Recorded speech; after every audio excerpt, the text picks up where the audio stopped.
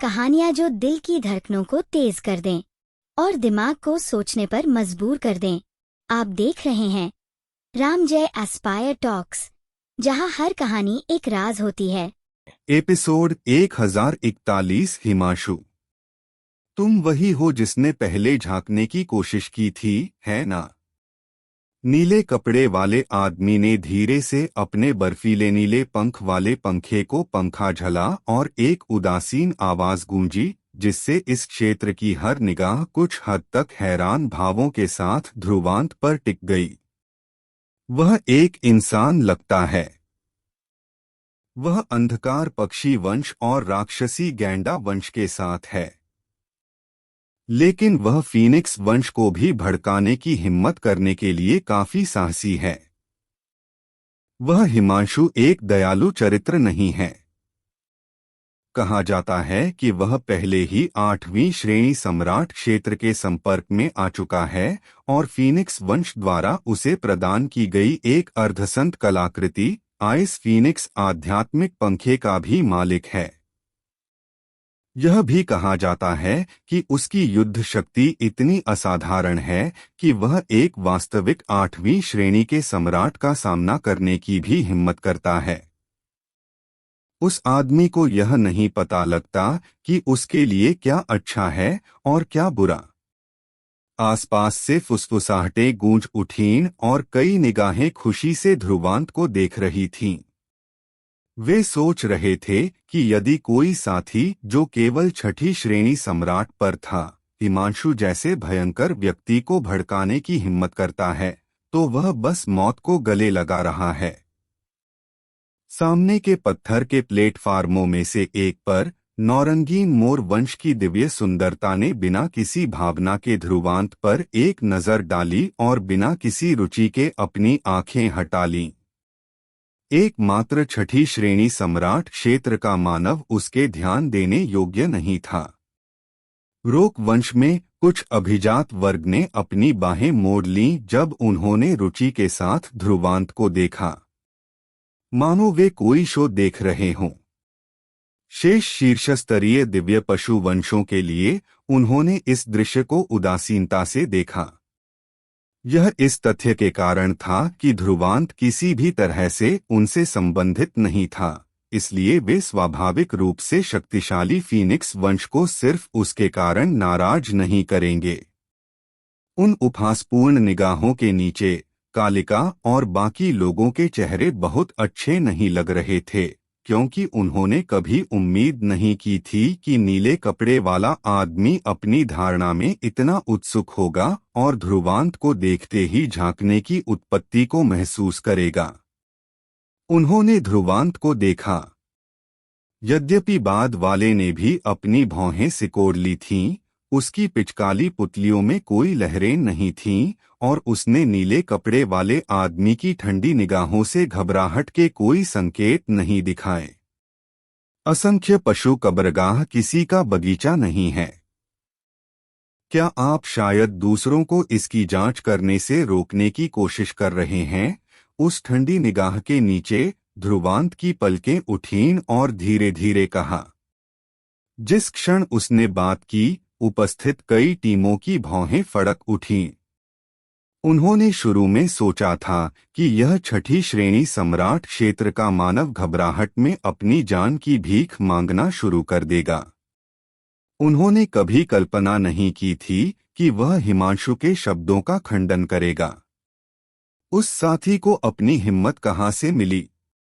जब हिमांशु ने पत्थर के मंच से ध्रुवांत के शब्द सुने, तो उसके उदासीन चेहरे पर एक मुस्कान उभर आई। हालांकि मुस्कान में कोई गर्मजोशी नहीं थी, इसके विपरीत एक ठंडक जो दूसरों को उनकी खोपड़ी सुन्न महसूस कराती थी, उससे निकल रही थी। बड़े भाई हिमांशु, वह साथी वही है जिससे हम पहले मिले थे। हिमांशु के पीछे एक व्यक्ति अचानक एक परिचित रूप के साथ खड़ा हो गया। यह स्वाभाविक रूप से हिमेश था, वह लड़का जिसके साथ ध्रुवांत के समूह का मुक्त बाजार में टकराव हुआ था। ओह! हिमांशु कुछ हैरान हुआ जब उसने अपना सिर हिलाया। ऊंची और नीची खोज करने पर उसे तब पाना जब किसी को कम से कम उम्मीद हो। मुझे अभी भी सिरदर्द हो रहा था कि उस साथी को कैसे खोजा जाए। मैंने कभी उम्मीद नहीं की थी कि तुम खुद मेरे सामने आओगे। हिमेश ने उपहासपूर्ण और दयनीय निगाहों से ध्रुवांत को देखा। वह साथी वास्तव में भाग्य से बाहर था। जब हिमांशु के पीछे स्कारलेट फीनिक्स वंश की अग्निशिखा ने यह दृश्य देखा तो उसकी भौहें एक साथ बुन गईं जब उसने ध्रुवांत को देखा और ठंडक से कहा, तुम खुद को ओवर एस्टिमेट कर रहे हो। यदि तुम अभी चले जाते हो तो शायद तुम अभी भी अपनी जान बचा सकते हो। यद्यपि उसका लहजा ठंडा था, उसके शब्दों में निहित अर्थ स्पष्ट थे। स्पष्ट रूप से वह ध्रुवांत को छोड़ने की सलाह देने की कोशिश कर रही थी ताकि वह व्यर्थ में अपनी जान न दे दे। हिमांशु ने गहरी निगाह से अग्निशिखा पर एक नजर डाली क्योंकि उसने स्पष्ट रूप से उसके इरादों को देख लिया था। हालांकि उसे इसकी परवाह नहीं थी। यद्यपि हिमांशु इस समूह का नेता था, वह स्कारलेट फीनिक्स वंश से थी और हिमांशु उसके लिए कुछ नहीं कर सकता था। ध्रुवांत भी हैरान हुआ जब उसने अग्निशिखा को देखा। यद्यपि यह महिला जब वे पहली बार मिले थे तो अनियंत्रित थी, उसका चरित्र बुरा नहीं था क्योंकि उसने वास्तव में उसे सलाह दी थी। लेकिन यह अफसोस की बात थी कि उनके लिए उसे छोड़ना आसान नहीं होगा। भले ही वे साथी फीनिक्स वंश के थे, ध्रुवांत डरा नहीं था। आखिरकार यह युवा पीढ़ी के बीच एक लड़ाई थी और चाहे वह उन्हें कितना भी फंसाए, यह निश्चित रूप से पूरे वंश को इस मामले में नहीं फंसाएगा। इसके अलावा यदि हिमांशु को यहाँ नुकसान होता तो उसे निश्चित रूप से सहायता लेने का चेहरा नहीं होता। यदि यह मामला पूरे वंश में फैलता तो वह शायद खुद पर उपहास उड़ाता। मैं देव कब्रगाह के लिए यहाँ हूँ, मुझे खाली हाथ क्यों जाना चाहिए? ध्रुवांत मुस्कुराया जब उसने अपना सिर हिलाया। अग्निशिखा ने अपनी आंखें चौड़ी कर ली जब उसने ध्रुवांत को देखा। उसे उम्मीद नहीं थी कि उसके संकेतों के बावजूद वह साथी अभी भी हठपूर्वक हिमांशु के क्रोध को स्वीकार करेगा। क्या वह साथी मूर्ख है? उसने अपने दांत भींचे और गुस्से में थी इस हद तक कि उसके सिर से धुआं निकल रहा था। तुरंत उसने ध्रुवांत को घूरा और अब उस साथी के जीवन और मृत्यु की परवाह नहीं कर सकती थी। आसपास की कई टीमों के चेहरों पर भी अजीब भाव थे। कुछ तो मन ही मन हंस भी रहे थे। मानव वास्तव में मूर्ख और दिलचस्प था। चूंकि उसने अग्निशिखा के अच्छे इरादों को अस्वीकार कर दिया था, तो हिमांशु शायद उसे इतनी आसानी से नहीं छोड़ेगा। और जैसा कि उन्होंने उम्मीद की थी, हिमांशु ने धीरे से अपना हाथ लहराया और ध्रुवांत को मुस्कानभीत कन्ही मुस्कान अभिव्यक्ति के साथ देखा। तुम मजबूत नहीं हो, फिर भी तुम्हारी हिम्मत काफी बड़ी है।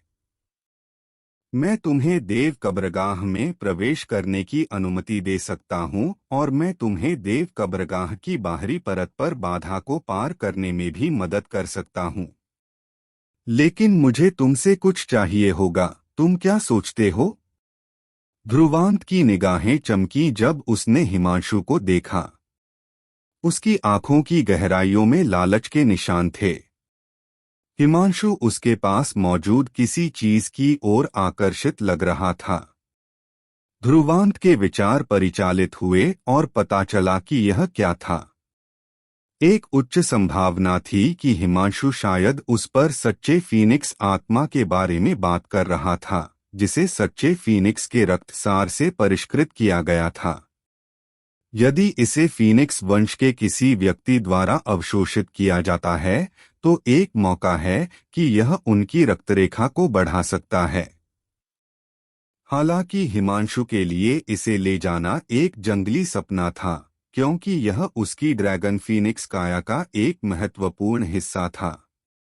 इस प्रकार ध्रुवांत मुस्कुराया और अपना सिर हिलाया, फिर हिमांशु की निगाहों का सामना किया। मैं इनकार करता हूं। उसके शब्द सुनकर हिमांशु हैरान नहीं हुआ और उसके चेहरे पर एक उपहासपूर्ण मुस्कान का निशान दिखाई दिया। तुम्हारे लिए इनकार करना स्वाभाविक है।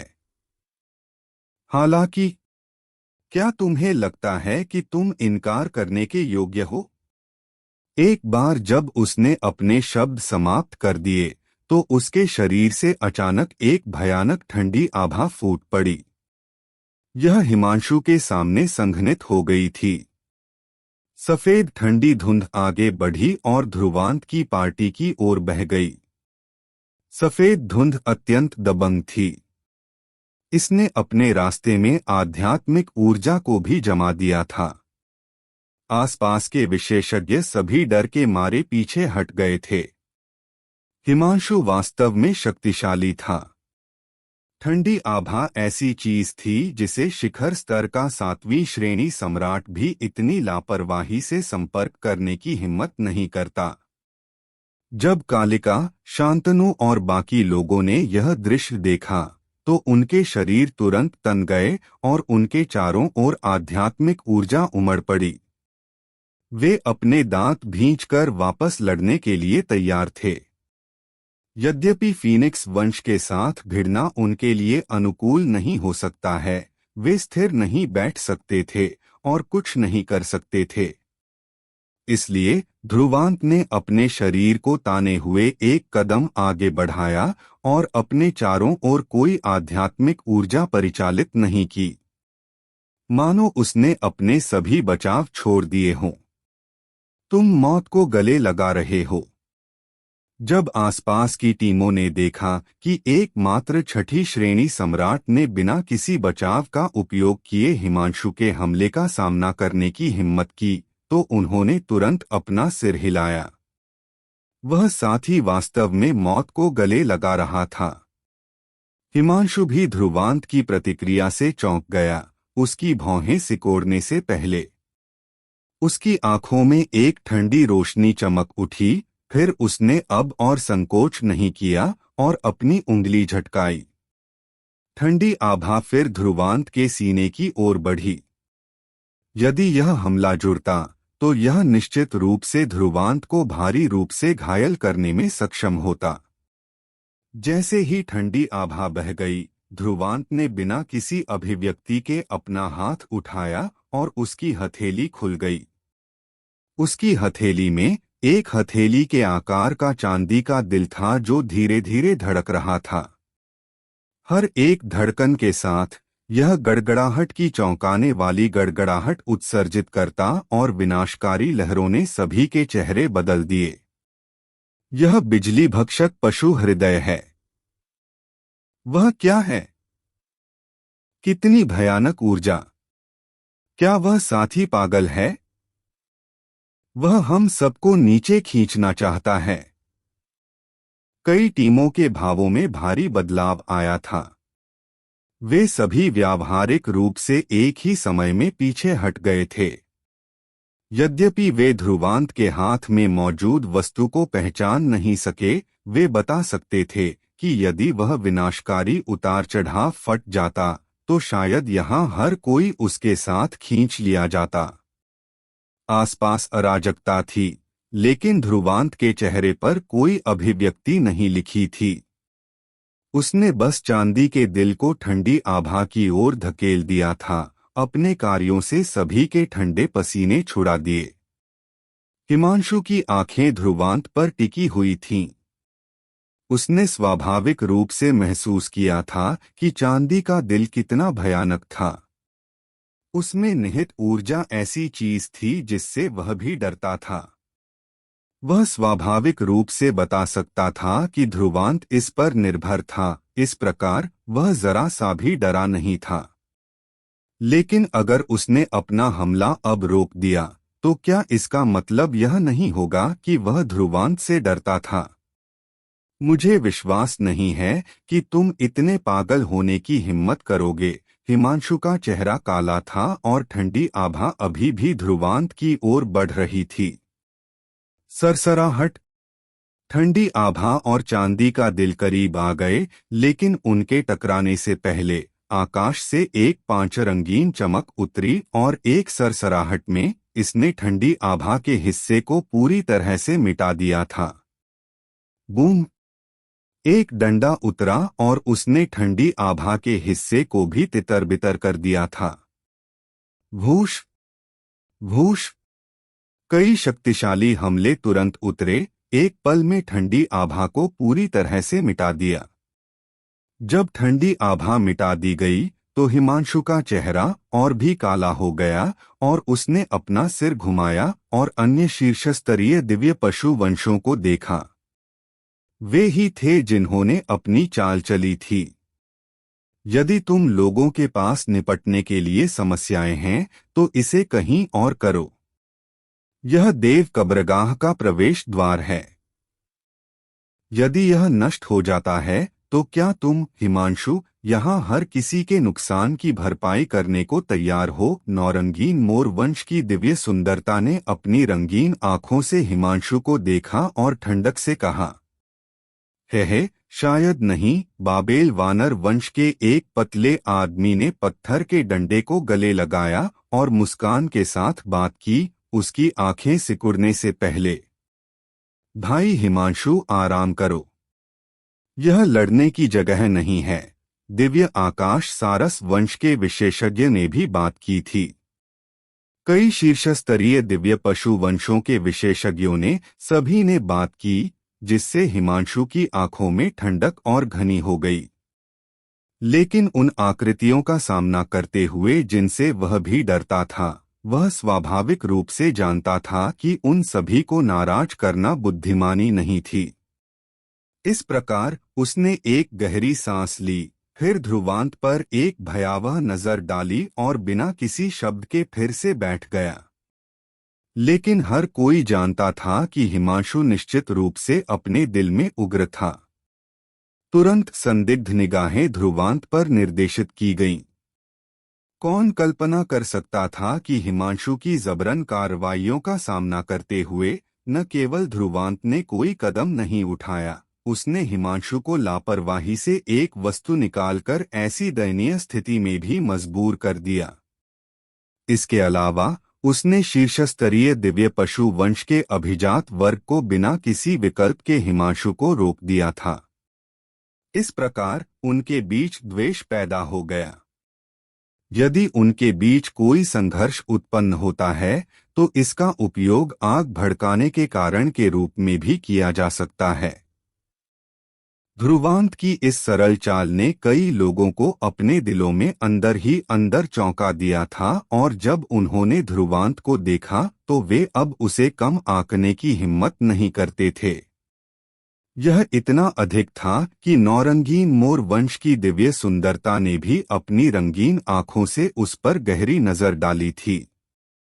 पिछली भिंत के माध्यम से वे बता सकते थे कि यह मानव जो केवल छठी श्रेणी सम्राट प्रतीत होता था, उतना लापरवाह और बेकार नहीं था जितना उन्होंने सोचा था।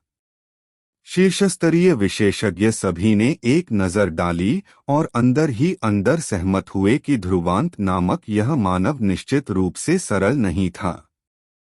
एपिसोड 1042 योग्यता।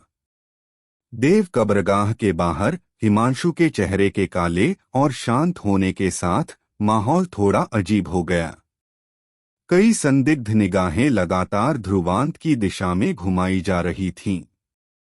पहले जब हिमांशु ध्रुवांत के साथ परेशानी खोजने जा रहा था तो उन्होंने शुरू में सोचा था कि उसे एक दयनीय स्थिति में मजबूर किया जाएगा।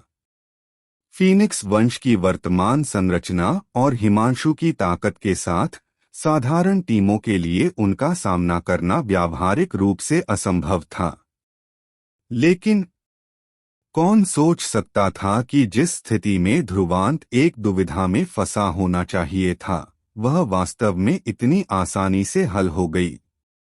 इसके अलावा न केवल ध्रुवांत ने हिमांशु के साथ अपनी परेशानियों को हल किया, उसने बाद वाले को ऐसी धंसी हुई स्थिति में भी मजबूर कर दिया।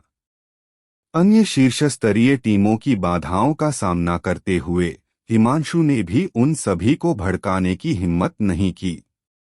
ऐसा इसलिए था क्योंकि अगर उसने वास्तव में ध्रुवांत को भड़काया तो ध्रुवांत वास्तव में अपने हाथ में चांदी के दिल को विस्फोट कर सकता है, जिसमें एक भयानक आध्यात्मिक ऊर्जा थी। यदि ऐसा है तो शायद यहाँ हर कोई नीचे खींच लिया जाएगा। उस समय देव कब्रगाह का प्रवेश द्वार भी नष्ट हो सकता है।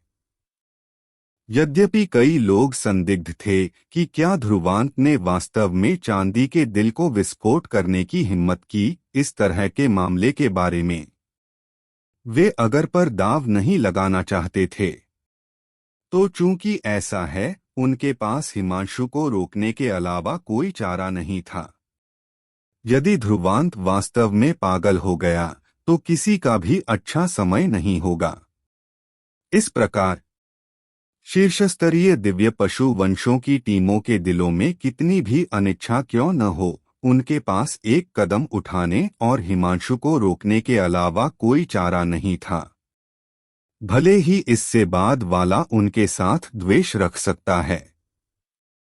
असामान्य शांति के तहत नौरंगीन मोर वंश की दिव्य सुंदरता ने अपनी रंगीन आंखें उठाईं और ध्रुवांत को देखा। उसने स्पष्ट स्वर में कहा, दोस्त, यहाँ हम सभी देव कब्रगाह में प्रवेश करना चाहते हैं, तो कृपया उस चीज को अपने हाथ में रखें और दूसरों को धमकाने के लिए इसका इस्तेमाल न करें। यदि प्रवेश द्वार वास्तव में नष्ट हो जाता है तो मुझे विश्वास है कि यहाँ कोई भी इससे सहमत नहीं होगा। शुरू में वे ध्रुवांत की पार्टी और फीनिक्स वंश के बीच संघर्ष को बैठकर देखना चाहते थे, लेकिन अंत में उन्हें एक कदम उठाने के लिए मजबूर किया गया। इसलिए वे मजबूर होने के कारण अपने दिलों में कुछ दुखी थे। इस प्रकार वे स्वाभाविक रूप से इस क्षण में बोलेंगे ताकि ध्रुवांत को एक दस्तक दी जा सके ताकि वह बहुत आगे जाने से पहले रुक जाए। जब ध्रुवांत ने उसके शब्द सुने तो वह मुस्कुराया, फिर अपने हाथ में बिजली भक्षक पशु हृदय उछाला। हमारा परेशानी पैदा करने का कोई इरादा नहीं है, लेकिन अगर कोई वास्तव में सोचता है कि हम कमजोर हैं तो मुझे उन्हें यह बताने में कोई आपत्ति नहीं होगी कि कभी-कभी कमजोर लोग भी वापस लड़ना जानते हैं। हास्यास्पद हिमांशु के पीछे हिमेश की पलकें फड़क उठीं जब वह पीले चेहरे के साथ भौंका।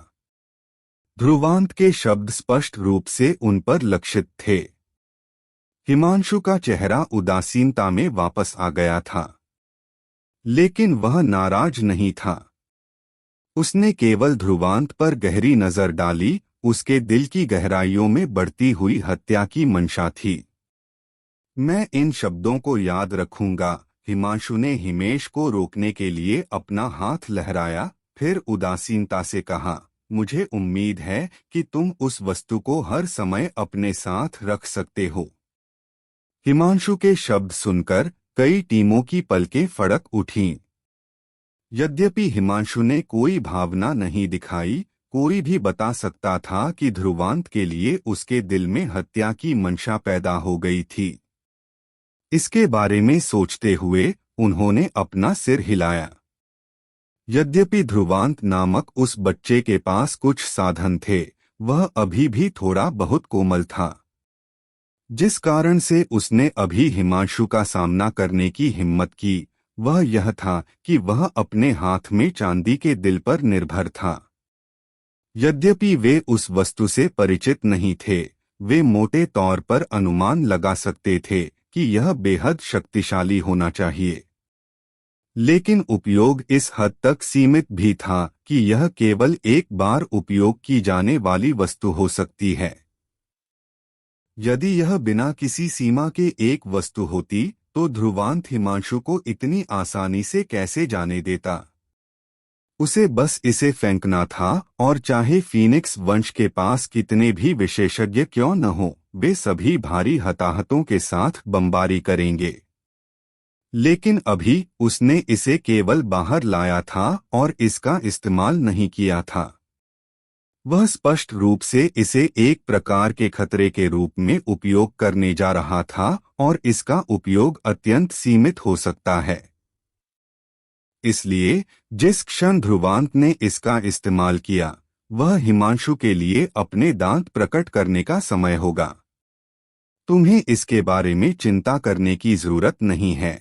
ध्रुवांत मुस्कुराया और बिजली भक्षक पशु हृदय संग्रहित किया।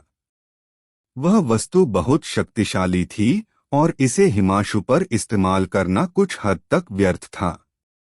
उसे हिमांशु के खतरे की परवाह नहीं थी। यद्यपि हिमांशु कमलेश से अधिक मजबूत हो सकता है, हिमांशु निश्चित रूप से निराशा में लौटेगा यदि उसने सोचा कि ध्रुवांत उसका सामना करने के लिए बिजली भक्षक पशु हृदय पर निर्भर था। जिस कारण से उसने बिजली भक्षक पशु हृदय को बाहर लाया था, वह दूसरों को डराना था जिनके बुरे इरादे थे। पर्याप्त ताकत का प्रदर्शन किए बिना परेशानी का अंतिम प्रवाह हो सकता है। इसलिए उसके लिए बेहतर था कि वह उन सभी को शुरू से ही डराए और भविष्य की चिंताओं को कम करे। जैसा कि उसने उम्मीद की थी, उसके बिजली भक्षक पशु आत्मा को बाहर लाने का प्रभाव बहुत अच्छा था। न केवल हिमांशु डर के मारे पीछे हट गया, बल्कि अन्य शीर्षस्तरीय दिव्य पशु वंशों ने भी डर दिखाया। यह इतना अधिक था कि उसे संघर्ष को बढ़ने से रोकने के लिए हिमांशु को रोकने के लिए खुद एक कदम उठाने की भी जरूरत नहीं पड़ी। नौरंगीन मोर वंश की दिव्य सुंदरता ने मुस्कुराते हुए ध्रुवांत को देखा। बाद वाले की आंखों से वह कोई डर नहीं देख सकती थी, जिससे उसकी भौहें सिकोड़ गईं। क्या ऐसा हो सकता है कि चांदी के दिल के अलावा इस छठी श्रेणी सम्राट मानव के पास अभी भी हिमांशु का सामना करने के अन्य साधन थे? चूंकि वह जवाब का पता नहीं लगा सकी, उसने अपना सिर हिलाया और इसके बारे में सोचना छोड़ दिया। यह उसके लिए कोई चिंता का विषय नहीं था कि क्या ध्रुवांत ने अभी भी अपनी आस्तीन में अन्य साधन छिपा रखे थे। जब तक वह देव कब्रगाह में प्रवेश कर सकती थी, तब तक ध्रुवांत और हिमांशु का जीवन और मृत्यु उसके लिए कुछ भी नहीं होगा। लेकिन इस क्षण वे केवल अपनी चुप्पी बनाए रख सकते थे ताकि यहाँ सद्भाव खराब न हो। सभी लोग, यह स्थान देव कब्रगाह का प्रवेश द्वार है। हालांकि देव कब्रगाह 2 क्षेत्रों में विभाजित है। बाहरी परतों में कोई बाधा नहीं है, लेकिन पशु आत्माओं की अंतिम मात्रा है। इसलिए यदि आप आश्वस्त हैं, तो आप स्वाभाविक रूप से इसे आजमा सकते हैं। सुंदरता ने अन्य टीमों को देखा जब उसने धीरे से कहा, लेकिन यदि आप आंतरिक खंड में प्रवेश करना चाहते हैं, तो आपको कुछ योग्यताओं की आवश्यकता होगी। परी मयूरी, आप किस योग्यता के बारे में बात कर रही हैं? कोई मदद नहीं कर सका लेकिन आवाज उठाई। तो उसका नाम मयूरी है। ध्रुवांत ने बिना किसी भाव परिवर्तन के महिला पर एक नजर डाली। वह बाद वाले से एक खतरा महसूस कर सकता था, इसलिए उसकी ताकत निश्चित रूप से हिमांशु के बराबर होनी चाहिए। मयूरी नामक महिला ने अपनी रंगीन आंखों से चारों ओर देखा और शांत आवाज में कहा, योग्यता 8वीं श्रेणी पशु आत्मा का दिल होगी। सरसराहट। जब उसके शब्द गूंजे तो उन्होंने तुरंत आसपास में हंगामा मचा दिया था। कई लोग मदद नहीं कर सके लेकिन अपने भाव बदल दिए। 8वीं श्रेणी पशु आत्मा का दिल, इसका मतलब था कि यदि वे आंतरिक खंड में प्रवेश करना चाहते थे, तो उन्हें 8वीं श्रेणी पशु आत्मा को मारना होगा। वह 8वीं श्रेणी सम्राट विशेषज्ञ के बराबर एक अस्तित्व था। उन शीर्षस्तरीय टीमों के अलावा वे 8वीं श्रेणी पशु आत्मा के साथ परेशानी क्यों मोल लेंगे? भले ही वे जीतने में कामयाब रहे, उन्हें निश्चित रूप से एक बड़ी कीमत चुकानी होगी। आठवीं श्रेणी पशु आत्मा का दिल। ध्रुवांत ने यह सुनकर अपनी भौहें थोड़ी सिकोड़ लीं। उसने फिर कालिका और बाकी लोगों के साथ एक नजर डाली। अकेले योग्यता आसान नहीं थी। यद्यपि आठवीं श्रेणी पशु आत्मा की बुद्धि बहुत अधिक नहीं हो सकती है, फिर भी उनके पास आठवीं श्रेणी पशु आत्मा की ताकत थी। साधारण टीमें पूरी तरह से विनाश का सामना कर सकती हैं यदि वे लापरवाह थे। यहां टीमों के बीच जो आठवीं श्रेणी पशु आत्मा को चुनौती दे सकते थे, उनकी संख्या निश्चित रूप से 10 की संख्या से अधिक नहीं होगी। मुझे आश्चर्य है कि आंतरिक खंड के अंदर क्या है। ध्रुवांत की निगाहें चमकी जब उसने अचानक सवाल पूछा। जब अन्य टीमों ने उसके शब्द सुने तो उन्होंने तुरंत मयूरी को भी देखा। यद्यपि वे जानते थे कि देव कब्रगाह कोई साधारण जगह नहीं थी, फिर भी उन्हें स्पष्ट नहीं था कि वहां क्या था। मयूरी ने ध्रुवांत पर एक नजर डाली। उसके चेहरे पर मुस्कान भीतकन मुस्कान अभिव्यक्ति प्रकट होने से पहले और उत्तर दिया, तुम्हें पता चल जाएगा कि क्या तुम प्रवेश करने के योग्य हो।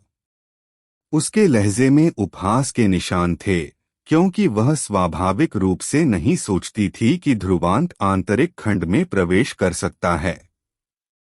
लेकिन फिर यह संभव हो सकता है यदि उसने चांदी के दिल का इस्तेमाल किया। लेकिन अगर ऐसा है तो हिमांशु शायद अपना कदम उठाएगा। वह साथ ही आठवीं श्रेणी पशु आत्मा से भी निपटना कठिन था। मयूरी के उपहासपूर्ण शब्दों का सामना करते हुए ध्रुवांत नाराज नहीं हुआ, बल्कि धीरे से मुस्कुराया। धन्यवाद, हम तब आंतरिक खंड में मिलेंगे। मयूरी ध्रुवांत के उत्तर से चौंक गई। उस साथी का आत्मविश्वास वास्तव में महान था। वह आश्चर्य करने लगी कि वह और कौन से साधन छिपा रहा था। अभी देव कब्रगाह में मृत्यु आभा का घनत्व सबसे अधिक है। लेकिन जब तक हम भोर तक प्रतीक्षा करते हैं, वहां मृत्यु आभा सबसे कमजोर होगी, जो हमारे लिए प्रवेश करने का सबसे अच्छा क्षण होगा। हमें बताने के लिए धन्यवाद, परी मयूरी। कई टीमों ने ईमानदारी से अपने हाथों को एक साथ जोड़कर धन्यवाद दिया।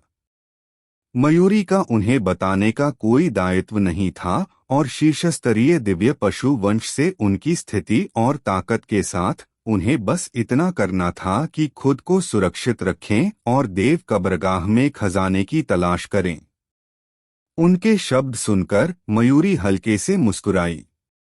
जिस कारण से उसने इतना कुछ कहा वह सभी के आभार के लिए नहीं था, लेकिन नौरंगीन मोर वंश के किसी व्यक्ति के रूप में उसकी हड्डियों में गहरा गौरव उसे उन अज्ञानी साथियों को उसके अंदर पीछा करते हुए मरते हुए देखने को तैयार नहीं था। मयूरी के शब्द सुनने के बाद ध्रुवांत और कालिका ने एक पत्थर का मंच खोजा, फिर वे बैठ गए और अपने दिमाग को आराम दिया। चूंकि वे कुछ समय के लिए देव कब्रगाह में प्रवेश नहीं कर सकते थे, उन्हें केवल प्रतीक्षा करनी थी। जब ध्रुवांत बैठा तो उसने अपना दिल केंद्रित किया और उसकी निगाहें अचानक चमक उठीं और उसने अपनी बाहों पर एक नजर डाली जिसे देखा नहीं जा सकता था। ऐसा इसलिए था क्योंकि वह महसूस कर सकता था कि उसकी एक बाह में रहने वाली सच्ची फीनिक्स आत्मा इस क्षण कांप रही थी। कंपन अपने बराबर के अस्तित्व का सामना करने का डर लग रहा था, लेकिन उस डर में परिचितता का एक निशान भी था। कुछ ऐसा है जो सच्ची फीनिक्स आत्मा को एक ही समय में डर और परिचितता महसूस करा रहा है। ध्रुवांत का दिल कांप गया। यदि यह परिचितता थी तो यह सच्ची फीनिक्स के समान रक्तरेखा होनी चाहिए। ऐसा इसलिए था क्योंकि फीनिक्स वंश में केवल 2 अस्तित्व थे जो एक सच्ची फीनिक्स को परिचितता महसूस करा सकते थे, एक और सच्ची फीनिक्स या अमर पक्षी। लेकिन देव कब्रगाह में एक सच्ची फीनिक्स के बारे में कोई अफवाह नहीं थी, इसलिए यह दूसरा कारण होना चाहिए था। ध्रुवांत ने अपना सिर उठाया और अपनी आंखों में चमक के साथ विशाल देव कब्रगाह को देखा। ऐसा लगता है कि देव कब्रगाह में एक गिरी हुई अमर पक्षी है। एपिसोड 1043 शिकार। रात धीरे धीरे देव कब्रगाह को ढकने लगी और पूरा क्षेत्र अंधेरे में ढका हुआ था और भयानक मृत्यु आभा बह रही थी। अनगिनत निर्जीव दहाड़े हर दिशा से गूंज उठीं, जिससे अंतरिक्ष में उतार चढ़ाव होने लगा। हर टीम देव कब्रगाह में चुपचाप बैठी थी, आसपास के अंधेरे को सावधानी से देख रही थी। हालांकि यह स्थान बीच में था और बाहरी दुनिया और देव कब्रगाह से अलग था। इस प्रकार बाहर की पशु आत्माएं करीब नहीं आ सकती थीं।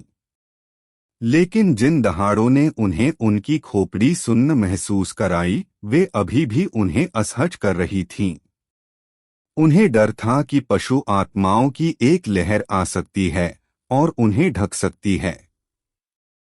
इस तनावपूर्ण स्थिति में समय धीरे धीरे बहता गया, जहां अंधेरा रहता था। जब सुबह आई, भोर की धूप नीचे चमकी, जिससे देव कब्रगाह में भयानक मृत्यु आभा हिंसक रूप से उतार चढ़ाव करने लगी और मृत्यु आभा धीरे धीरे नष्ट हो गई। यद्यपि मृत्यु आभा पूरी तरह से नष्ट नहीं हुई, घनत्व पहले की तुलना में बहुत कम था। जब सभी ने यह दृश्य देखा तो उन्हें भारी राहत महसूस हुई। ऐसा लग रहा था कि मयूरी के शब्द गलत नहीं थे। जब भोर आती है तो देव कब्रगाह में मृत्यु आभा कमजोर हो जाती है।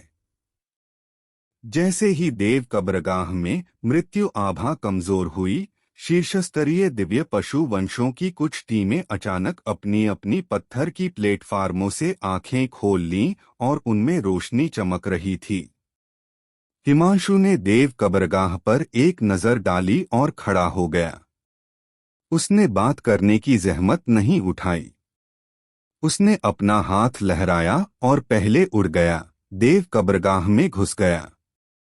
उसके पीछे फीनिक्स वंश के विशेषज्ञ उसके पीछे बारीकी से पीछा करते थे। चलो चलें। नौरंगीन मोर वंश की मयूरी ने भी अपनी टीम का नेतृत्व किया और देव कब्रगाह में घुस गई। उनके पीछे अन्य शीर्षस्तरीय वंशों ने भी बिना किसी हिचकिचाहट के गोता लगा दिया। जब अन्य टीमों ने यह दृश्य देखा तो वे संक्षेप में हिचकिचाए, क्योंकि वे देव कब्रगाह में खतरों से स्पष्ट थे। इसके अलावा यदि वे देव कब्रगाह के आंतरिक खंड में प्रवेश करना चाहते थे तो उन्हें 8वीं श्रेणी की पशु आत्मा को मारना होगा और उसका दिल प्राप्त करना होगा, जो स्पष्ट रूप से कोई आसान काम नहीं था। थोड़ी सी भी गलती उन्हें वहां दफन कर देगी। है देव कब्रगाह में इतने सारे शक्तिशाली लोगों के गिरने के साथ भले ही हम आंतरिक खंड में प्रवेश नहीं कर सके, बाहरी क्षेत्र में अभी भी अन्य अवसर होंगे। यदि हम उन्हें प्राप्त कर सकते हैं तो यह जोखिम के लायक है। हालांकि उन टीमों ने लंबे समय तक संकोच नहीं किया और किसी ने बात की जिससे तुरंत सभी सहमत हो गए। वास्तव में भले ही वे आंतरिक खंड में प्रवेश नहीं कर सके, देव कब्रगाह में निहित अवसर स्वयं असंख्य पशु कब्रगाह के अन्य क्षेत्रों से कहीं अधिक थे। यदि वे कुछ अवसर प्राप्त करने के लिए भाग्यशाली थे तो उनकी यात्रा व्यर्थ नहीं जाएगी। इस विचार के साथ टीमों ने तुरंत अपना निर्णय लिया और अब और संकोच नहीं किया। आदेश जारी किए गए और हवा के फटने की आवाजें गूंज उठीं, क्योंकि कई छायाचित्र देव कब्रगाह में घुस गए जो गहरे लाल मृत्यु आभा में ढका हुआ था। उन टीमों को देव कब्रगाह में प्रवेश करते हुए देखकर ध्रुवांत आखिरकार खड़ा हो गया और शांतनु को देखा।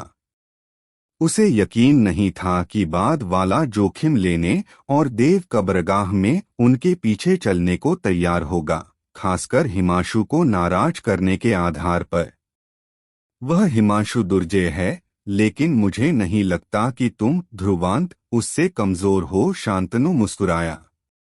उनके रास्ते में ध्रुवांत द्वारा प्रदर्शित विभिन्न साधनों ने उसे अथाह महसूस कराया था।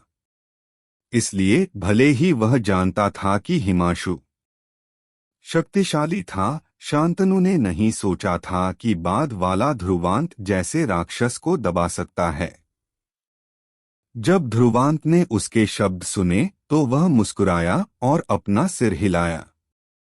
चूंकि ऐसा है तो हम भी आगे बढ़े।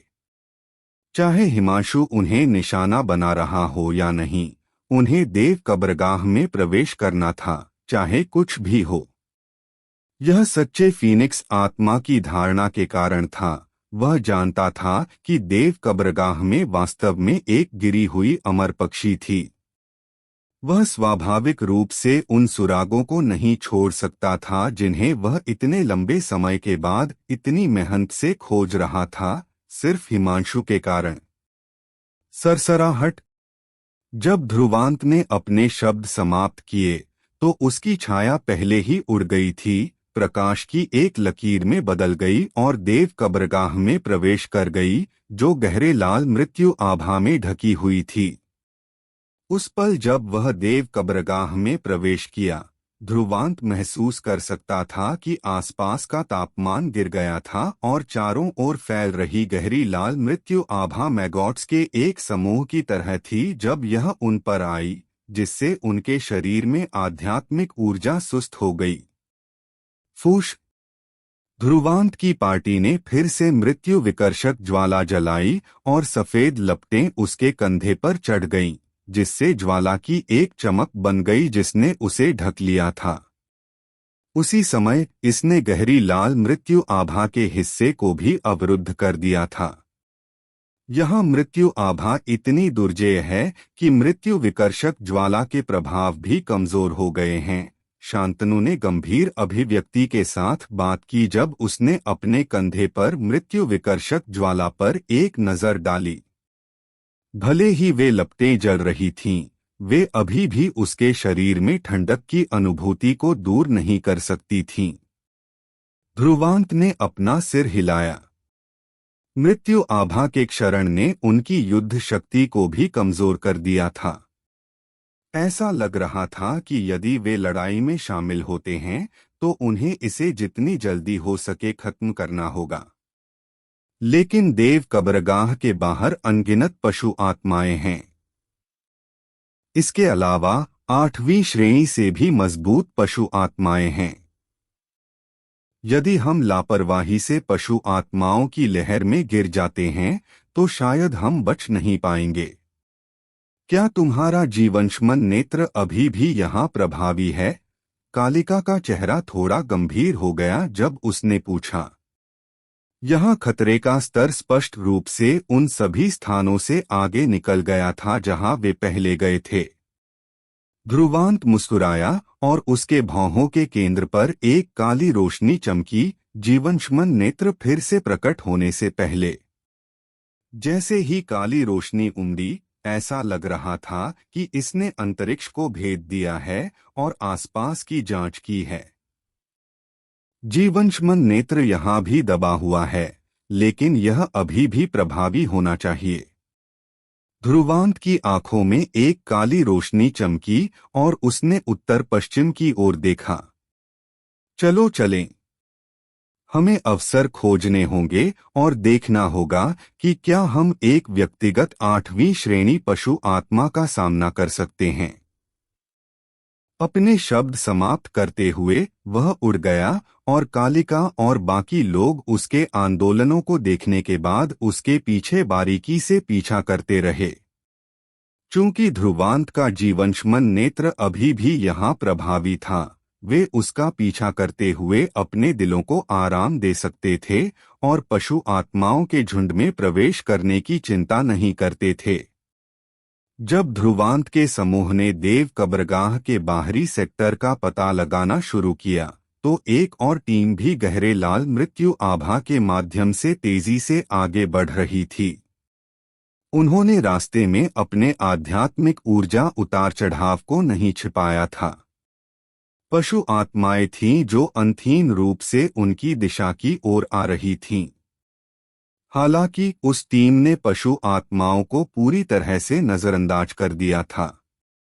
यदि कोई पशु आत्मा उनके करीब आती तो वे भयानक आध्यात्मिक ऊर्जा से फट जाते और अपने सामने पशु आत्माओं को नष्ट कर देते।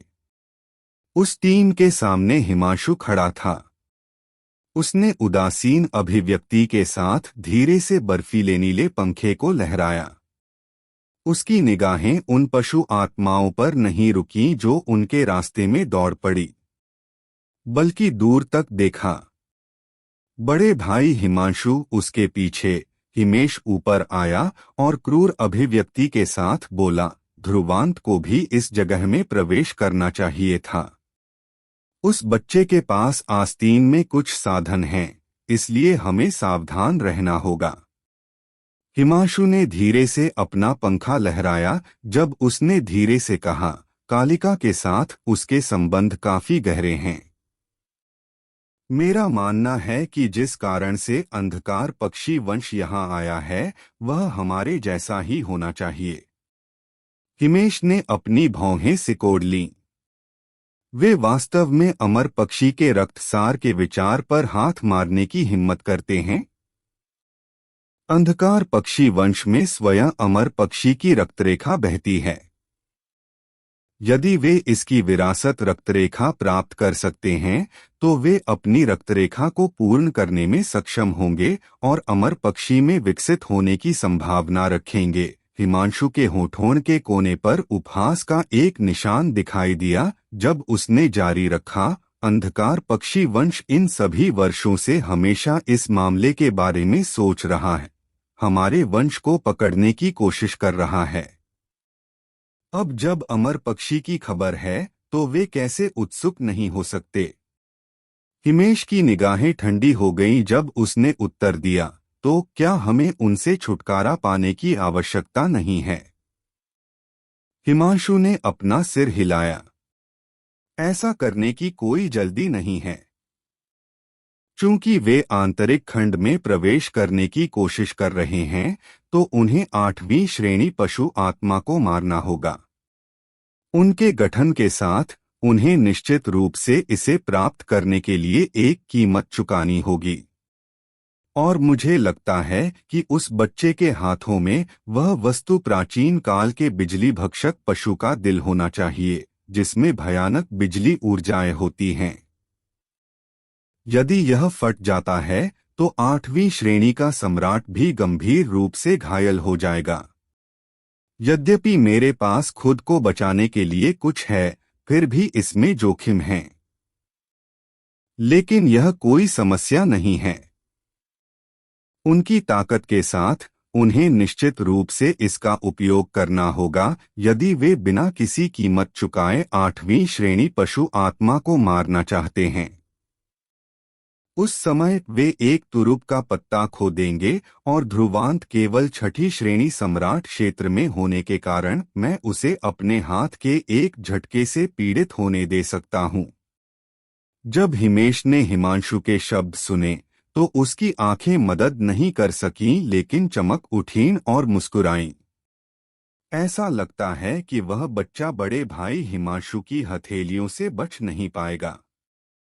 हिमांशु हल्के से मुस्कुराया, फिर उसने धीरे से अपना हाथ लहराया, मानो ध्रुवांत पहले से ही उसकी पकड़ में एक वस्तु हो जिसे वह जब चाहे पकड़ सकता था। एपिसोड 1044 8वीं श्रेणी पशु आत्मा। वे एक विशाल भूरे काले पेड़ पर उतरे जब उन्होंने आगे देखा। यह एक विशाल जंगल था जो भूरे और सफेद पेड़ों से भरा था। उन पेड़ों में कोई पत्तियां नहीं थीं, वे सभी गंजे थे और दूर से देखने पर वे भाले के एक तेज जंगल की तरह लग रहे थे, जो भयानक लग रहा था। हालांकि उनकी निगाहें वहां लंबे समय तक नहीं रुकीं। उन्होंने जंगल के केंद्र पर ध्यान केंद्रित किया था, जहां मृत्यु आभा फैल गई थी और कई सफेद छायाएं घूम रही थीं। मोटे तौर पर राशि का अनुमान लगाते हुए यह लगभग 1000 थी। ध्रुवांत के भौहों के केंद्र में काली रोशनी चमकी। इसने जल्दी से घनी मृत्यु आभा को भेद दिया था। तुरंत जंगल की गहराइयों का दृश्य उसकी आंखों में जल्दी से साफ हो गया। भीतर गहरे एक विशाल पेड़ के नीचे एक काली छाया थी जो जमीन पर बैठी थी। यह काले कवच से ढकी हुई थी और कवच की सतह मृत्यु आभा में लिपटी हुई थी। इससे निकलने वाले मृत्यु आभा उतार चढ़ाव ने ध्रुवांत के चेहरे को थोड़ा और गंभीर बना दिया था। काली पशु आत्मा के पास मौजूद मृत्यु आभा उन 7वीं श्रेणी पशु आत्माओं की तुलना में बहुत मजबूत थी जिनका उन्होंने अतीत में सामना किया था। जाहिर है यह 8वीं श्रेणी पशु आत्मा होनी चाहिए। जब ध्रुवांत अपनी जीवंशमन नेत्र से 8वीं श्रेणी पशु आत्मा की जांच कर रहा था तो उसने अचानक यह महसूस करने पर एक नरम विस्मयबोधक शब्द निकाला कि पशु आत्मा पर कवच अत्यंत फटा हुआ था और उस पर गहरे घाव भी थे, घाव जो सफेद हड्डियों को प्रकट करते थे। इस 8वीं श्रेणी पशु आत्मा के चारों ओर मृत्यु आभा भी कुछ हद तक अव्यवस्थित थी, जैसे कि इसने एक लड़ाई का अनुभव किया हो। क्या गलत है? कालिका ने धीमी आवाज में पूछा। वह पशु आत्मा घायल लगती है, ध्रुवांत ने कुछ संदेह के साथ कहा। उसने पहले अपनी जीवंशमन नेत्र से जांच की थी कि आसपास कोई लोग नहीं थे। तो 8वीं श्रेणी पशु आत्मा के घाव कहाँ से आए? जब कालिका, मौलिक और शांतनु ने उसके शब्द सुने तो वे भी कुछ हद तक हैरान हुए। मुस्कुराने से पहले, स्वर्ग भी हमारी मदद कर रहा है। एक घायल 8वीं श्रेणी पशु आत्मा से निपटना बहुत आसान होगा। ध्रुवांत मुस्कुराया, लेकिन उसे इस बारे में बहुत चिंता नहीं थी। उसने अपनी निगाहें हटाईं और चमकती निगाहों के साथ मृत्यु आभा के जंगल को देखा। कालिका ने ध्रुवांत को देखा। यद्यपि इस क्षेत्र में कम पशु आत्माएं हैं, फिर भी उनमें 7वीं श्रेणी पशु आत्माएं हैं। यदि हम उनका ध्यान आकर्षित करते हैं और यदि 8वीं श्रेणी पशु आत्मा भी उस समय बाहर निकलती है तो यह हमारे लिए बहुत परेशानी भरा होगा। उनके गठन के साथ 8वीं श्रेणी पशु आत्मा से निपटने के लिए यह पहले से ही कुछ हद तक जबरन था। यदि बड़ी मात्रा में पशु आत्माएं जोड़ी जाती तो यह अत्यंत परेशानी भरा होता। शांतनु और बाकी लोगों ने अपना सिर ध्रुवांत की ओर घुमाया। इस बिंदु पर वे केवल ध्रुवांत पर निर्भर रह सकते थे। ध्रुवांत ने संक्षेप में विचार किया और अपनी निगाहें बाहर घुमाईं और उत्तर दिया, उन साधारण पशु आत्माओं की इंद्रियां कमजोर हैं। हम उन्हें फंसाने के लिए एक आध्यात्मिक जाल का उपयोग कर सकते हैं। उन 7वीं श्रेणी पशु आत्माओं के लिए उनकी धारणा बहुत गहरी है। सबसे सुरक्षित तरीका उनसे पूरी तरह से निपटना है। अन्यथा मुझे डर है कि अगर वे हम पर हमला करते हैं जब हम 8वीं श्रेणी पशु आत्मा पर हमला कर रहे हों तो यह हमारे लिए परेशानी भरा होगा। लेकिन मुझे डर है कि 30 से कम 7वीं श्रेणी पशु आत्माएं नहीं हैं। सुपरा ने अपनी आंखें चौड़ी कीं। वह 30 से अधिक 7वीं श्रेणी सम्राट के बराबर था। क्या वे केवल अपनी ताकत से उनसे निपट सकते थे? शायद अतीत में नहीं। लेकिन क्या तुमने सोचा था कि तुम्हारी अर्धसंत कलाकृतियां सभी प्रदर्शन के लिए हैं? ध्रुवांत मुस्कुराया। कालिका, मौलिक और सुपरा ने प्रत्येक ने एक अर्धसंत कलाकृति प्राप्त की थी। उनकी मदद से साधारण 7वीं श्रेणी सम्राट के लिए उनसे लड़ना व्यावहारिक रूप से असंभव था। यद्यपि कई 7वीं श्रेणी पशु आत्माएं थीं, वे बस थोड़ी अधिक परेशानी भरी होंगी। उन सातवीं श्रेणी पशु आत्माओं को हम पर छोड़ दो और तुम आध्यात्मिक जाल स्थापित करने के लिए अपने दिल को आराम दे सकते हो। कालिका ने अपना सिर हिलाया। वे पूरे रास्ते ध्रुवांत पर निर्भर रहे थे और यदि वे इन समस्याओं से भी नहीं निपट सकते थे तो यह बहुत अक्षम्य होता। ध्रुवांत ने अपना सिर हिलाया और अब और बात नहीं की। वह जल्दी से 3 से नीचे कूद गया था और एक खाली क्षेत्र की तलाश की और उसके हाथ एक साथ बन गए। आध्यात्मिक मुहरें उड़ गईं, आध्यात्मिक रोशनी से चमक रही थीं। जब ध्रुवांत ने अपनी उंगली नीचे की ओर झटकाई तो वे अंतरिक्ष में एकीकृत हो गए थे। एक के बाद एक आध्यात्मिक सील अंतरिक्ष में एकीकृत हो गई, जिससे इस क्षेत्र में आध्यात्मिक ऊर्जा थोड़ी उतार चढ़ाव करने लगी। अस्पष्ट रूप से वह आध्यात्मिक प्रकाश पैटर्न को धीरे धीरे फैलते हुए देख सकता था। ध्रुवांत की मुहरें लगभग 10 मिनट तक बदलती रहीं, उसकी उंगलियों पर आध्यात्मिक मुहरें पूरी तरह से गायब होने से पहले। अपना सिर उठाते हुए उसने इस स्थान को देखते हुए एक संतुष्ट अभिव्यक्ति प्रकट की। इस बार उसने जो आध्यात्मिक जाल स्थापित किया था उसे राक्षसी भ्रम जाल कहा जाता था। यद्यपि यह एक उच्च श्रेणी का आध्यात्मिक जाल नहीं था और केवल भ्रम पैदा करने का प्रभाव था, एक छठी श्रेणी सम्राट भी अपनी पूरी गति से बच नहीं पाएगा यदि वे भीतर फंस गए। लेकिन पशु आत्माओं के पास केवल ताकत थी और धारणा और बुद्धि नहीं थी। इसलिए आध्यात्मिक जाल का प्रतिबंध प्रभाव अत्यंत शक्तिशाली होगा। इसके अलावा ध्रुवांत ने आसपास और आध्यात्मिक जाल की शक्ति को भी मजबूत किया। जब तक कुछ अप्रत्याशित नहीं होता, वह सभी पशु आत्माओं को अंदर फंसाने में सक्षम होगा। आध्यात्मिक जाल सफलतापूर्वक स्थापित होने के बाद ध्रुवांत ने कालिका को एक हाथ का संकेत दिया और बाद वाले ने सिर हिलाकर स्वीकार किया और उड़ गया, मृत्यु आभा से भरे जंगल में घुस गया। दहाड़। जब कालिका जंगल में प्रवेश की तो उसने अपनी जीवन शक्ति को नहीं छिपाया। इसलिए भटकती पशु आत्माएं उसके प्रकट होते ही दहाड़ उठीं और एक के बाद एक भूतिया छायाएं उसकी ओर गोली की तरह निकलीं। कालिका वहां नहीं रुकी। वह पूरी गति से गई थी, जंगल के बाहरी सेक्टर के चारों ओर एक चक्कर लगा रही थी। लेकिन इस तथ्य के कारण कि काफी संख्या में 7वीं श्रेणी सम्राट थे, उसने कदम नहीं रखा। दहाड़। कालिका के जंगल से बाहर निकलने के केवल 2 से 3 मिनट में पहले से ही पशु आत्माओं की एक लहर उसके पीछे आ रही थी और मात्रा ने शांतनु और बाकी लोगों को भी, जो पेड़ के ऊपर थे, उनकी खोपड़ी सुन्न महसूस कराई।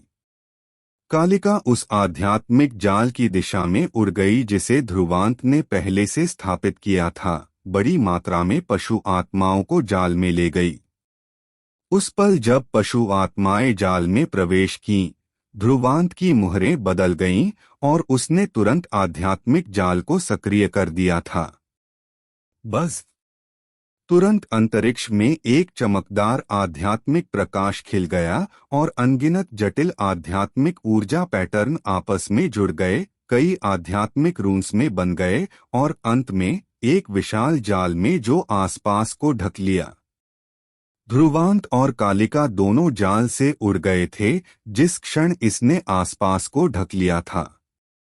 वे फिर विशाल पेड़ पर खड़े हो गए और उस क्षेत्र को देख रहे थे। उन्होंने बड़ी मात्रा में पशु आत्माओं को बिना सिर के मक्खियों की तरह एक गड़बड़ी में बिखरे हुए देखा। हर बार जब कुछ पशु आत्माएं आध्यात्मिक जाल की सीमा से मुक्त होना चाहती थीं, तो वे स्वयं जाल में वापस मुड़ जातीं। बहुत अच्छा, जब कालिका ने यह दृश्य देखा तो वह भी मदद नहीं कर सकी, लेकिन विस्मय में चिल्लाई। एक आध्यात्मिक जाल मास्टर के साधन वास्तव में गहरे थे। यद्यपि आध्यात्मिक ऊर्जा कृषक शक्तिशाली थे, वे इतनी आसानी से इतनी बड़ी मात्रा में पशु आत्माओं को फंसा नहीं सकते थे। मैंने आध्यात्मिक जाल में कुछ चीजें जोड़ी हैं ताकि जीवन शक्ति के प्रति उन पशु आत्माओं की धारणा को बाधित किया जा सके, क्योंकि आध्यात्मिक जाल की आध्यात्मिक ऊर्जा उन्हें पूरी तरह से समाप्त कर देगी। उन्हें केवल वहां चक्कर लगाने में सक्षम होना चाहिए। ध्रुवांत मुस्कुराया। कालिका ने अपना सिर हिलाया और जंगल की गहराइयों की ओर देखा। पशु आत्माओं की समस्या से निपटने के बाद उन्हें उन 7वीं श्रेणी पशु आत्माओं से निपटने के लिए खुद पर निर्भर नहीं रहना पड़ेगा। मैं उन्हें तुम लोगों पर छोड़ता हूँ। ध्रुवांत कालिका की ओर मुस्कुराया, जंगल की दूसरी दिशा की ओर बढ़ने से पहले उसे बाद में 8वीं श्रेणी पशु आत्मा से निपटने के लिए कुछ तैयारियां करनी थीं। जब कालिका ने उसकी जाती हुई छाया देखी तो वह मुड़ी और मौलिक, शांतनु और अन्य लोगों का सामना किया और अपना सिर हिलाया। समूह फिर धीरे धीरे उस क्षेत्र के करीब पहुंचा जहां 7वीं श्रेणी पशु आत्मा स्थित थी। गहराइयों में कई भूरे काले छायाएं शक्तिशाली मृत्यु आभाएं उत्सर्जित करते हुए घूम रही थीं। उन पिछली पशु आत्माओं की तुलना में वे स्पष्ट रूप से बहुत मजबूत थीं। दहाड़। जब वे गहराइयों की ओर बढ़े तो उनकी जीवन शक्ति 7वीं श्रेणी पशु आत्माओं द्वारा देखी गई। तुरंत गहरी दहाड़े हवा के फटने की आवाज के साथ गूंजी। एक भयानक मृत्यु आभा बह गई और लगभग 10 7वीं श्रेणी पशु आत्माएं प्रकट हुईं, कालिका के समूह को घेर लिया। 7वीं श्रेणी पशु आत्माओं की मात्रा को देखते हुए शांतनु और बाकी लोगों के चेहरे मदद नहीं कर सके लेकिन बदल गए। यदि यह पहले होता तो वे इतनी सारी 7वीं श्रेणी पशु आत्माओं का सामना करते समय तुरंत भागना चुनते। सरसराहट। उन पशु आत्माओं में कोई धैर्य नहीं था। उन्होंने तुरंत हमला किया था। मृत्यु आभा बह गई जब वे एक भूरे रंग की धारा में बदल गए और कालिका के समूह की ओर लिपट गए। 10 7वीं श्रेणी पशु आत्माओं ने एक ही समय में हमला किया था। शिखर स्तर के 7वीं श्रेणी सम्राट भी मृत्यु आभा की धारा से क्षण भर के लिए पीछे हट जाते, लेकिन कालिका ने एक कदम आगे बढ़ाया और अपनी मुट्ठी भींची। अंधकार का दिव्य शासक एक फ्लैश के साथ प्रकट हुआ और उसने इसे नीचे गिरा दिया। तुरंत एक काली रोशनी फैल गई, इस क्षेत्र में प्रकाश को निगलने वाले अंधकार के समान। काली रोशनी नीचे गिरी, जिससे असीम मृत्यु आभा की धारा बहुत कमजोर हो गई। उसी समय एक कुरकुरी और स्पष्ट घंटी बजी और क्षेत्र जलने लगा।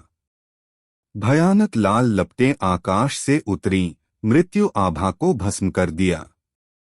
10 7वीं श्रेणी सम्राटों के संयुक्त हमले को कालिका और सुप्रा द्वारा आसानी से हल कर दिया गया था। इस परिणाम को देखकर कालिका और सुप्रा के चेहरों पर भी एक झटका लगा। यदि यह अतीत में होता, भले ही उन दोनों ने अपनी पूरी कोशिश की होती, तो उनके लिए इतने हैरान हमले को रोकना निश्चित रूप से असंभव होता। लेकिन अभी उन्होंने वास्तव में इसे इतनी आसानी से पूरा किया।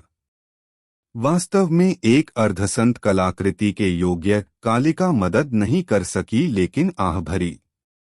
इसमें कोई आश्चर्य नहीं था कि पृथ्वी सम्राट क्षेत्र के शक्तिशाली लोग भी संत कलाकृतियों के प्रति इतने आकर्षित क्यों थे। उनकी शक्ति वास्तव में अथाह थी। बूम। जब मृत्यु आभा की धारा भस्म हो गई तो एक सुनहरा भाला अचानक एक प्राचीन और शुद्ध प्रकाश के साथ उड़ गया। जैसे ही भाला चमका, इसने तुरंत एक 7वीं श्रेणी पशु आत्मा के अत्यंत मजबूत सिर को भेद दिया था, इसे चकनाचूर कर दिया। बूम।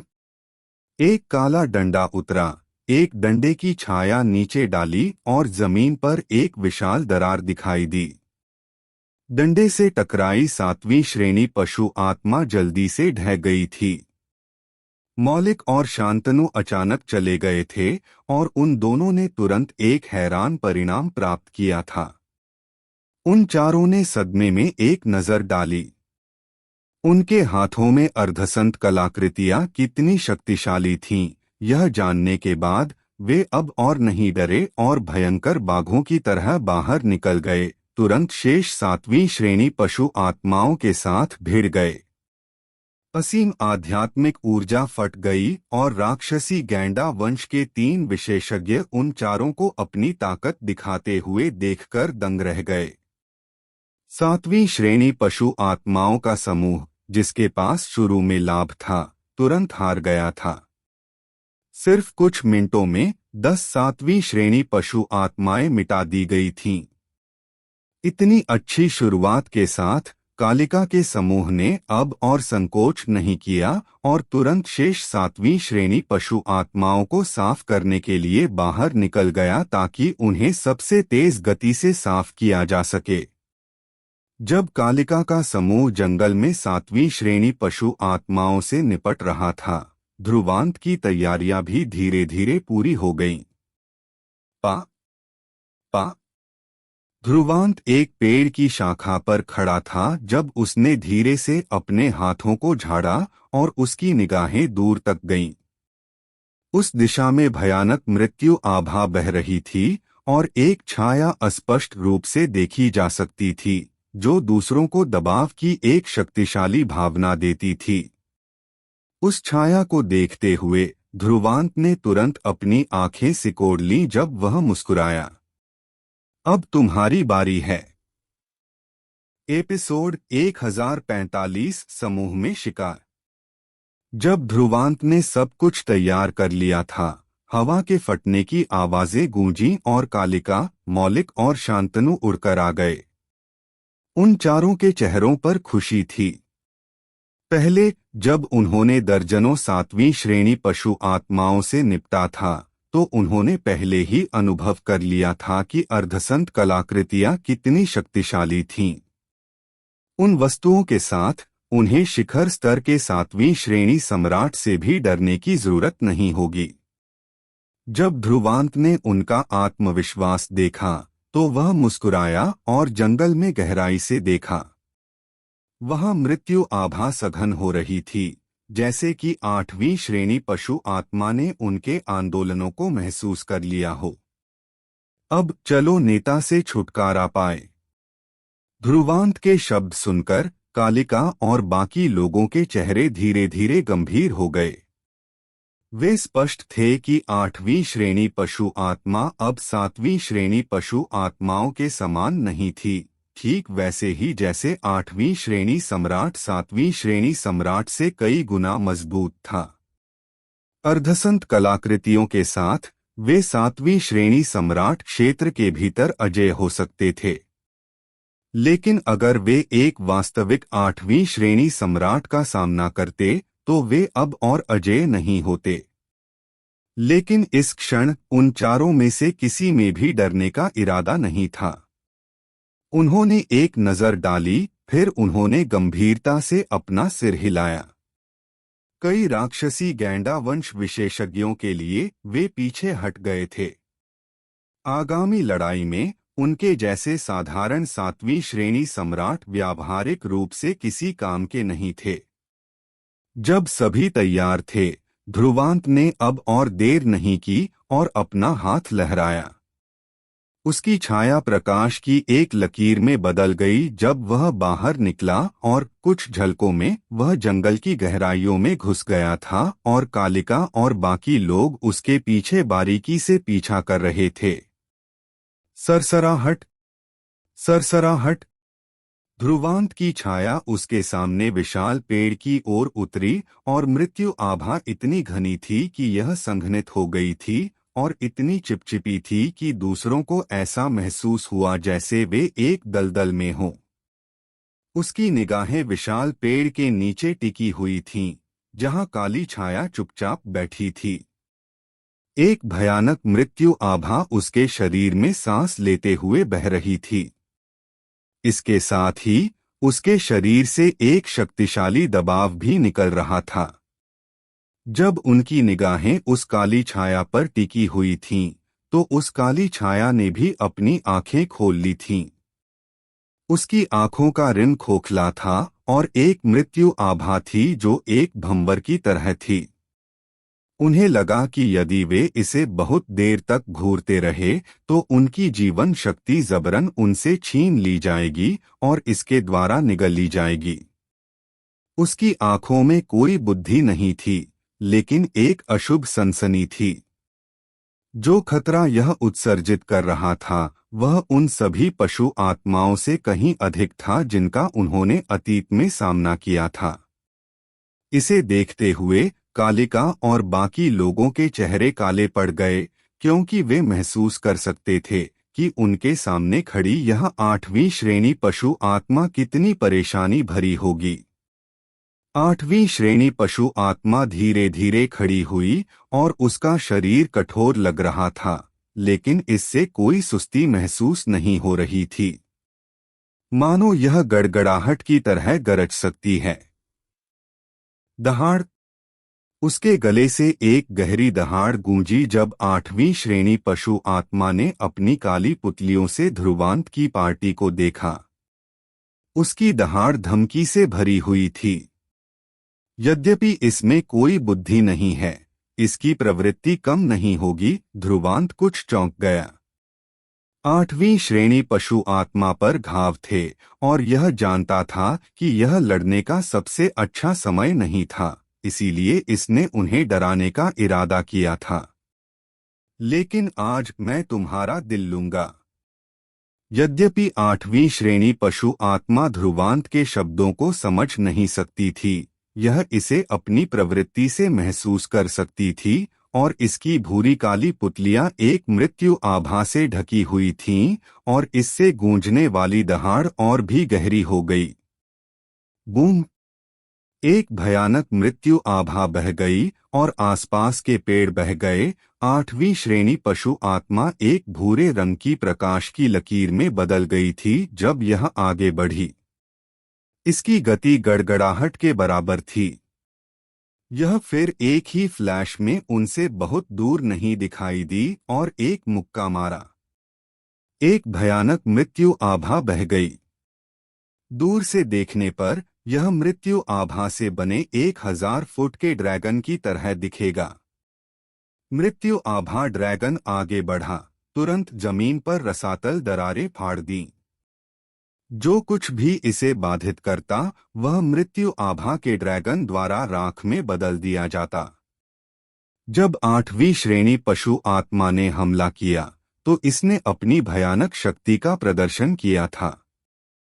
कालिका का चेहरा गंभीर था। उसने एक कदम आगे बढ़ाया।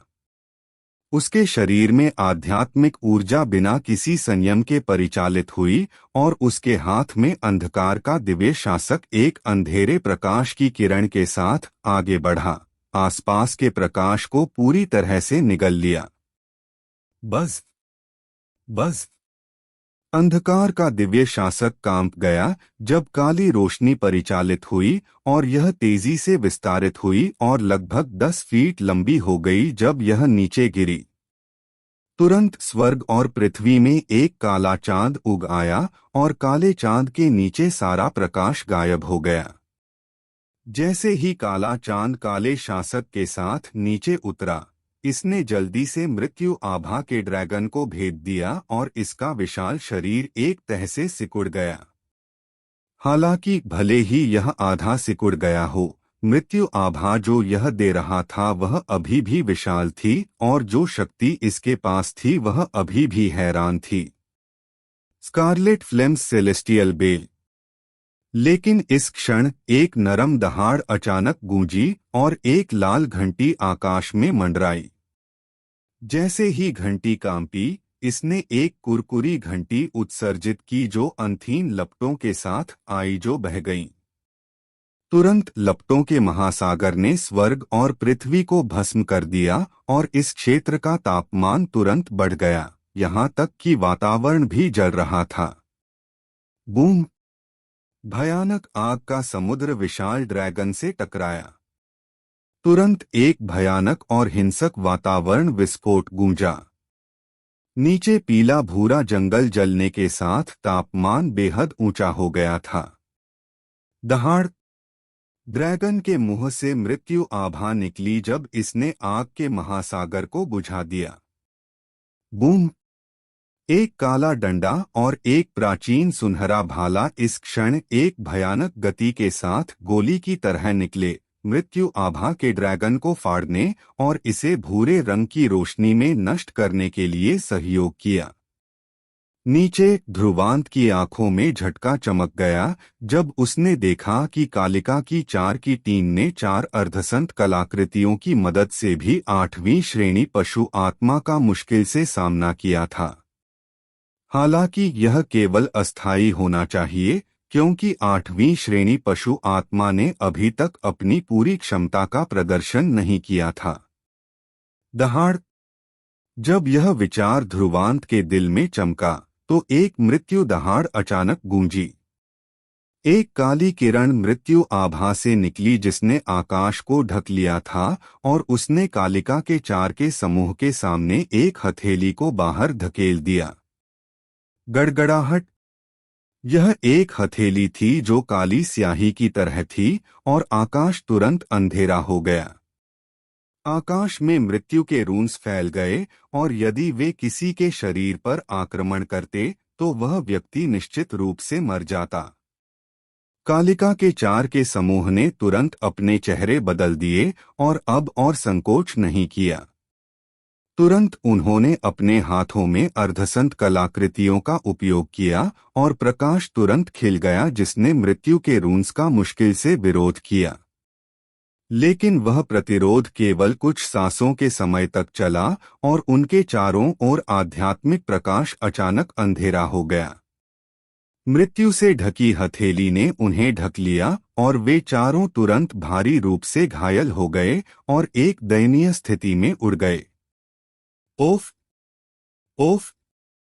उनके मुंह से खून की उल्टियां निकलीं और वे इस क्षण बेहद दयनीय लग रहे थे।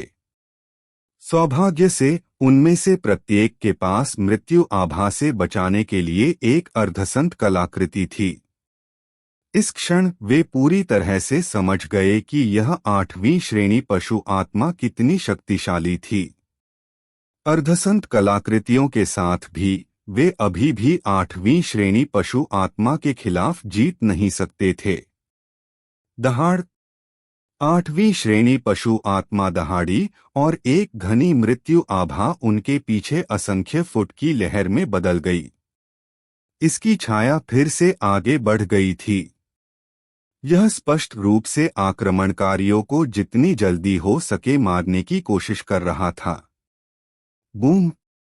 लेकिन जब यह कालिका की 4 की टीम पर झपट रहा था, आकाश में अचानक एक सुनहरी रोशनी खिल गई और महान सौर अमर शरीर प्रकट हुआ और एक सुनहरी हथेली नीचे दब गई। जाहिर है ध्रुवांत ने अपना कदम उठाया था। बूम! ध्रुवांत के अचानक हमले का सामना करते हुए 8वीं श्रेणी पशु आत्मा ने भी हमला किया था और एक भयानक मृत्यु आभा सुनहरी हथेली से टकराई। एक हिंसक शॉक वेव फट गई और विशाल सुनहरी हथेली वास्तव में 8वीं श्रेणी पशु आत्मा को जरा सा भी हिला नहीं सकी। दहाड़! 8वीं श्रेणी पशु आत्मा की भूरी काली पुतलियां ध्रुवांत पर टिकी हुई थीं। इसने एक गहरी दहाड़ छोड़ी। यह भी महसूस कर सकता था कि ध्रुवांत जो खतरा दे रहा था वह उस समूह के भीतर सबसे मजबूत था। इस प्रकार इसने तुरंत कालिका के समूह का पीछा करना छोड़ दिया था। एक फ्लैश में यह प्रकाश की एक किरण में बदल गया था जो महान सौर अमर शरीर की ओर गोली की तरह निकली।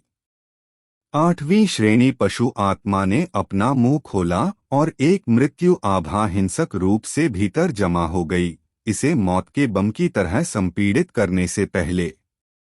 इसके मुंह के चारों ओर का स्थान भी विकृत हो गया था।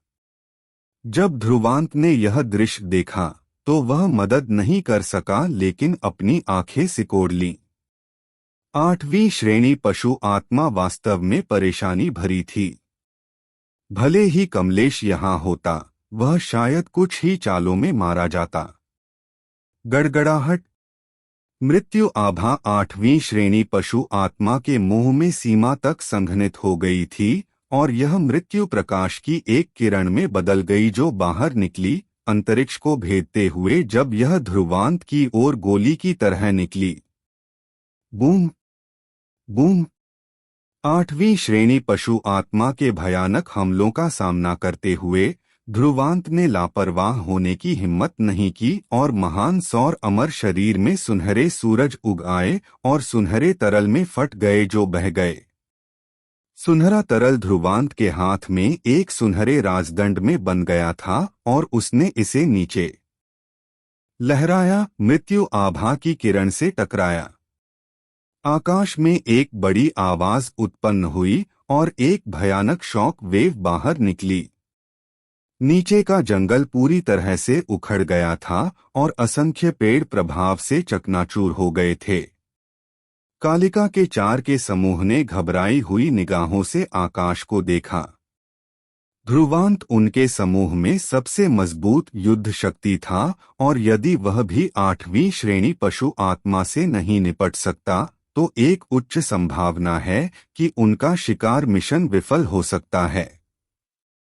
बूम, एक सुनहरी रोशनी ने आकाश पर प्रभुत्व जमाया। महान सौर अमर शरीर अचानक पीछे उड़ गया और सतह पर दरारें दिखाई दीं और सुनहरी चमक की रोशनी में फट गई जिसने आकाश को ढक लिया।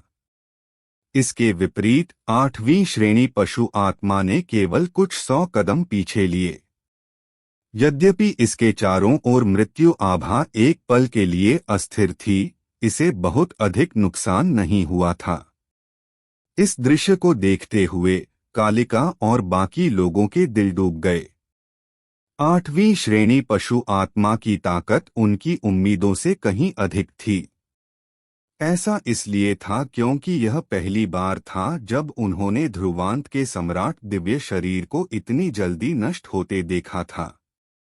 उनकी घबराई हुई निगाहों के नीचे ध्रुवांत की छाया भी सुनहरे आकाश में एक गंभीर अभिव्यक्ति के साथ प्रकट हुई थी जब उसने 8वीं श्रेणी पशु आत्मा को देखा, जो एक भयानक मृत्यु आभा में लिपटी हुई थी और बिना किसी हिचकिचाहट के पीछे हट गया। दहाड़। जब ध्रुवांत पीछे हटा तो 8वीं श्रेणी पशु आत्मा ने एक कान फाड़ देने वाली दहाड़ जारी की, फिर उसके पैर जमीन पर एक काली प्रकाश की किरण की तरह रौंद दिए और ध्रुवांत का पीछा किया। 8वीं श्रेणी पशु आत्मा की गति अत्यंत तेज थी और सिर्फ कुछ सांसों के समय में यह पहले से ही ध्रुवांत तक पहुंच गई थी। लेकिन जब यह उस पर हमला करने के लिए मृत्यु आभा परिचालित करने वाली थी तो ध्रुवांत का आकार अचानक रुक गया और उसकी आंखों में एक अंधेरी रोशनी चमकी और उसने 8वीं श्रेणी पशु आत्मा को देखा और मुस्कुराया। उसने फिर अचानक अपने हाथ रख दिए। बस बस। उसकी मुहरों के बनने के साथ आकाश में अचानक अनगिनत आध्यात्मिक मुहरें चमक उठीं, एक चमकदार प्रकाश उत्सर्जित किया और इस क्षेत्र में आध्यात्मिक प्रकाश पैटर्न दिखाई दिए। वे पैटर्न एक साथ जुड़े कई विशाल आध्यात्मिक जाल में बन गए। मोटे तौर पर अनुमान लगाते हुए आध्यात्मिक जाल की मात्रा 10 से कम नहीं थी। इस 8वीं श्रेणी पशु आत्मा का शिकार करने के लिए ध्रुवांत ने वह सब कुछ लगा दिया था जो वह जानता था। इसके अलावा उसने सभी आध्यात्मिक जाल भी स्थापित किए थे ताकि वे थोड़ा सा भी प्रभाव दिखा सकें। आगे क्या होने वाला है, ये जानने के लिए कहानी को सुनते रहिए। और अगर आपको हमारी कहानी पसंद आए तो हमारे चैनल रामजय एस्पायर टॉक्स को सब्सक्राइब करना न भूलें और वीडियो को हाइप भी करें।